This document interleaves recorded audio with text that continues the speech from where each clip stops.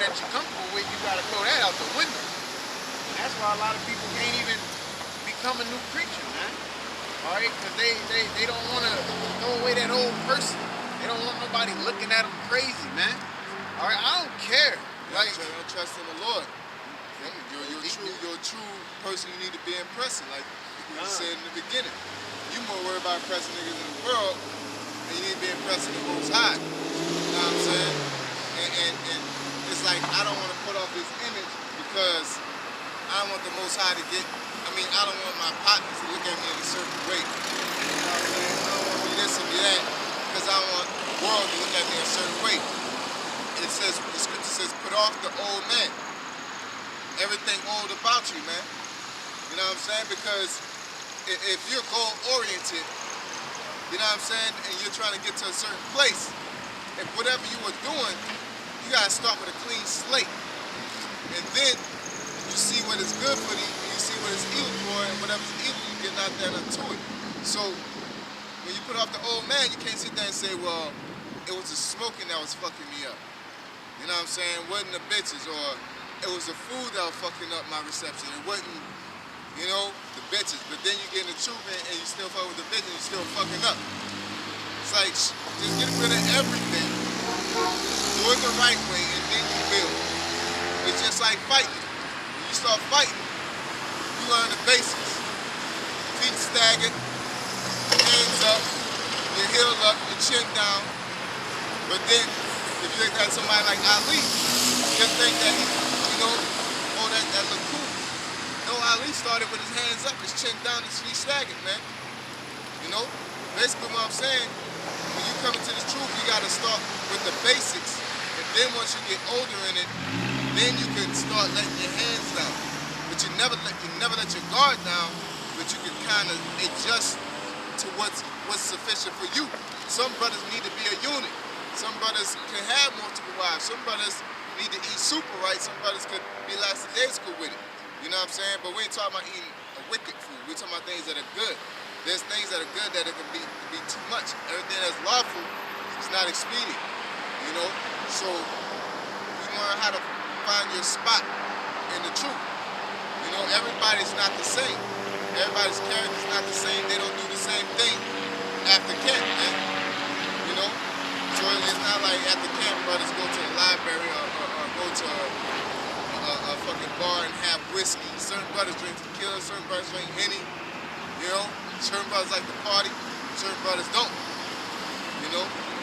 Certain brothers into sports, certain brothers are into movies. You know? Or into music. You know, certain brothers are into different things. So that's just how it is. That's why your spot. But your whole main goal is to get the hell up out of here. You know? That's your whole goal. That's the only thing, that's the main thing we're like-minded in. It's getting the hell up out of here, man. Doing on the props, you get on the polo, every brother's excited about the events that's going on over there in the Middle East, in Syria and all things like that. You know? Ain't nobody like, man, fuck, why they had to happen in Syria, dog? Ain't nobody get on the polo and say nothing like that. You know, but we all like-minded. But you'll see certain brothers jamming the music, certain brothers be jamming to hip-hop, certain brothers be jamming to some funky jazz. You know, certain brothers will be working out. Certain brothers, they're doing all kind of things. Working on cars, all kind of things. But when it comes to the prophecies, everybody get excited, man. Everybody like, yo, man, we almost out this thing, man. You know?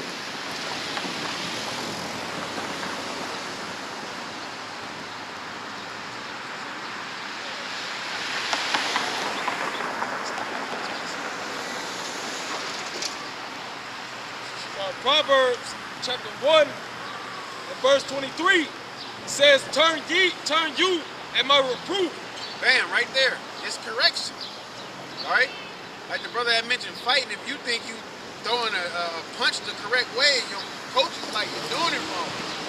But you gonna keep throwing it the way you want to throw. He like, look, you're leaving yourself open. And you get your ass knocked out because you didn't want to listen. That's what you get, man. All right? Go ahead. Behold, I will pour out my spirit unto you. I will make known my words unto you. because I have called and you refused. I have stretched out my hand and no man regarded. Yeah, he's offering the help. All right, he's offering the mercy. He's offering the grace. But y'all don't want it. Y'all reject it, man. Why? Because you got in your mind that you can do it your own way. All right, what it say? The heart is deceitful above all things, man. Okay, and desperately wicked. You know, so in your own mind, you got it. You gonna make it because you feel you gonna make it. You get to do what? Like, y'all don't understand, man. The Most High sent the Son down here to sacrifice himself to bring us back to our heritage, man. So the Lord wouldn't destroy us off, man. All right, but what makes you think that you don't have to make no sacrifices in order to receive salvation, in order to receive glory? Because that's what happened to the Lord. He made that sacrifice, that sacrifice for us to receive His glory, man. All right, now He's sitting on the right-hand side of the Most High. Okay? He came down here in the flesh and was perfect. All right, and got crucified, shed His blood so we can be brought back, man. That's why I say when you come into this and you go back into the world, it's like you're putting them right back up on the cross, man. All right, just think about that.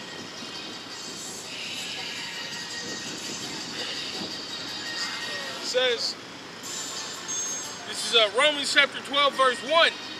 I beseech you therefore, brethren, by the mercies of the Most High, that ye present your bodies a living sacrifice, holy, acceptable unto the Most High, which is your reasonable service. Which is your reasonable service. So that is your reasonable service. That suffices the Most High. It's for you to present your body as a living sacrifice. Okay, that consists of putting off that old man and bringing your ass out here on these highways and byways, man. Okay, it's not just talking about teaching in your studio, all right? In your whatever, your study room or any of that, just doing online classes. No, you gotta come out here, man. This is where wisdom crieth without, man, the chief concourse of places, man. All right. Of course, in your when you're doing it online, you can just, oh, we messed up. Let's restart the video. You know what I'm saying? You can edit it if you need to. All of that. You know, that is your reasonable sacrifice, man. To come out here, all right? Go ahead.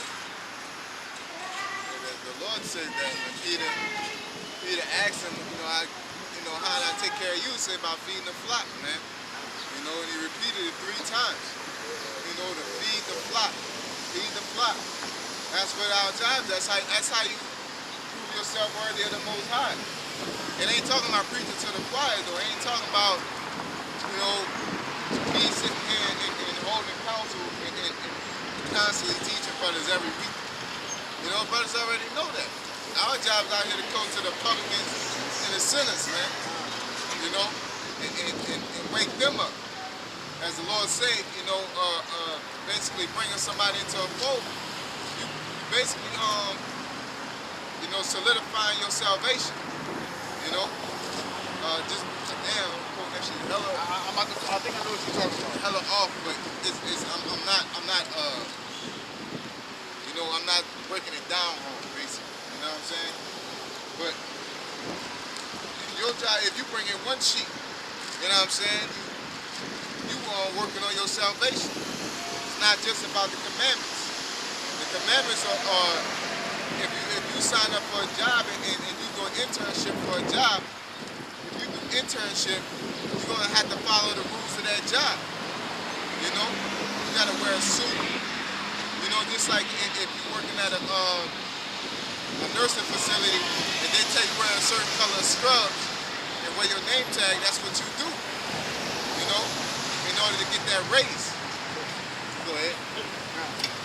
1 Timothy 4:13. Till I come, give attendance to reading, exhortation to doctrine. Exhortation means to lift up. Okay, go ahead. Neglect not the gift that is in thee, which was given thee by prophecy. Yeah, it's another thing. Neglect not the gift that is in thee. You know what I'm saying? That's talking about cook that good old fucking ham hot greens you be making. No, it's talking about the gift that the Most High gave you. You got the gift of prophecy, gifts of faith. You know, you got different things. So, you know, brothers, whatever gift you have, if it's a gift of scripts or whatever, don't neglect it, man. You feed it. You know? It says, which was given thee by prophecy with the laying on the hands of the presbytery, which is the elders of the church. You know, you look into that, man. Meditate upon these things, give thyself wholly to them. Yeah, yup. So you're supposed to be all into it. That's why I was saying earlier. If you're in the world and you're in the scriptures at the same time, or the truth at the same time, it's gonna be hard. You can't please the Most High. It's impossible. So basically,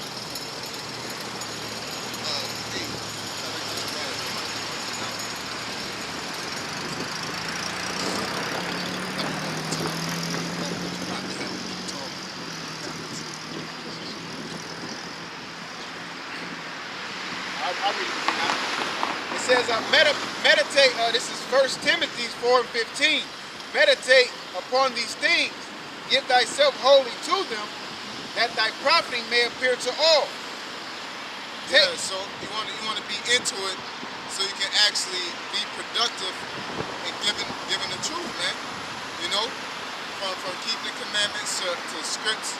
You know, because how you going to get good in the Hebrew if you got a gift with the scripts and you talking about that's my gift, and it's time for you to break down some Hebrew, you really don't know because you don't study it that well. You know, it's useless then. You know, so you give your whole heart unto it. You really believe in it and you really work toward it. You know what I'm saying? Just like doing this work. You don't half-ass it doing it. That's the main gift that you get is a gift of prophesying and a gift of teaching. You know, and then they got little, roundabout gifts that you have more than others. You know? Verse 16, take heed unto thyself and unto the doctrine. Continue in them, for in doing this thou shalt both save thyself and them that hear thee. Yep. So, yeah, it's a different one, but that's on point too. You know, so you can say, continue in the doctrine so you can save yourself and them that hear thee. But it's not just talking about like preaching to the choir. It's talking about preaching to the people that don't have the doctrine. That's why you go in an uncontrolled environment. That's why you go when you see random people. Because not only will you be saving people that hear you, but you'll be condemning them with the same word. Okay, the same word can justify man, or the same word can bring condemnation on him. You know, that's why your main job is to speak the truth in its sincerity and its entireness. You know, you don't hold back nothing for a specific person. You know, now you do it just the truth. You don't just put meat on a babe. You know what I'm saying? But at the same time, you know what I'm talking about. None of that fake shit. When your cousin or your relative or your little boo thing come up, you telling all the good scriptures about women and shit, and you don't want to tell her about your woman in the towel. You know that, right? You know what I'm saying? Like, you don't want to tell her the fact that a wicked woman give it to a poison wicked man, or all the other things, man. That they open their quiver to every arrow, things like that. So that's respect of persons. At the same time, you deal with certain people a certain way, man. You don't just deal with somebody. How you doing? You don't just sit there and like you say, you're dealing with a baby, you give them time. You're dealing with somebody got their beard and saying, yo, I'm an Israelite, and he's smoking on a cigarette. You curse him the fuck out, man. Compared to somebody saying, walk up, don't know what the hell's going on. Actually, what you're talking about, and you curse them, no. Yeah, you tell them, first of all, you tell them, look, man, I don't smoke a cigarette, so back off with it. But besides that, edifying according to their spirit, man. But they ain't talking about when JC come up, and you don't tell him nothing about what the hell he's doing as wicked. You're an Israelite, ain't you? You know that, right? Then you blah blah blah and stroking his ego type shit. You're supposed to curse him the fuck out, man. Cause he know better, man. You know he's elite.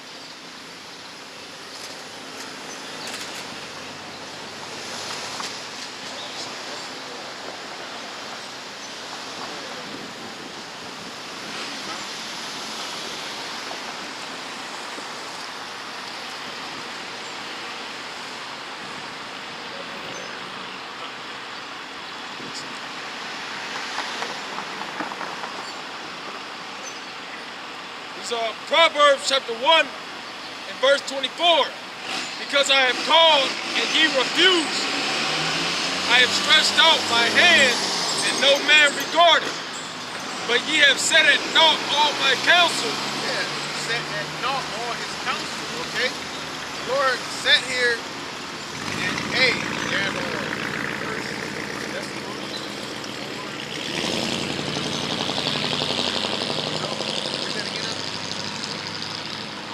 It says, because I have called and ye refused, I have stretched out my hand and no man regarded. Yeah, he's called and you refuse. He stretched out his hand and no man has regarded. He's like we said, I said earlier, he's trying to give you that help. He's giving you, matter of fact, he's giving you that opportunity to repent, man. All right, because that's what it's about. Because that's the only way that you can come into that grace, man. You repent for what you did. All right, and after you repent, you don't go back into it, man. So he's giving you that